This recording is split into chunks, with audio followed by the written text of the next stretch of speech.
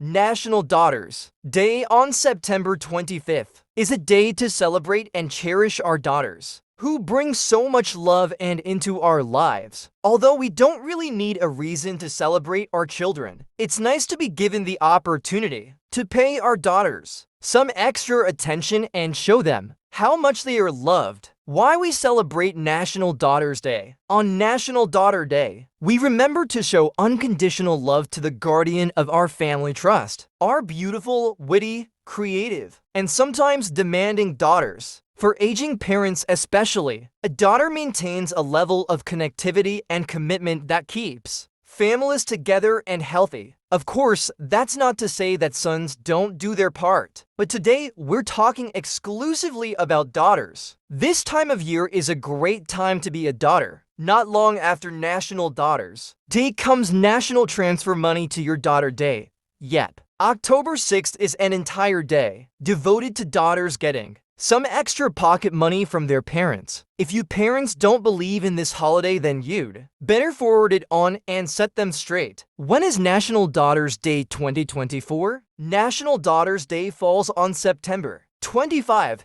There are many similar holidays that fall around the same time, with World Daughters Day on September 28th and some other countries choosing to celebrate National Daughters Day on October. History of National Daughters Day. The original meaning behind this day may have blossomed in India. Per the Hindustan Times, unlike other countries in the world, there has always been a certain stigma attached to being a girl child in India. And while this may no longer be the case in the big cities, it is still quite widespread in India. When a woman gives birth to a girl, she is penalized. While developing countries often see daughters as a burden other nations celebrate, we might also view this day in the context of the Me Too movement, especially in the US, where women have faced daunting obstacles throughout history. From the very beginning, society viewed women as inferior to men. The law did not recognize wives' independence in economic,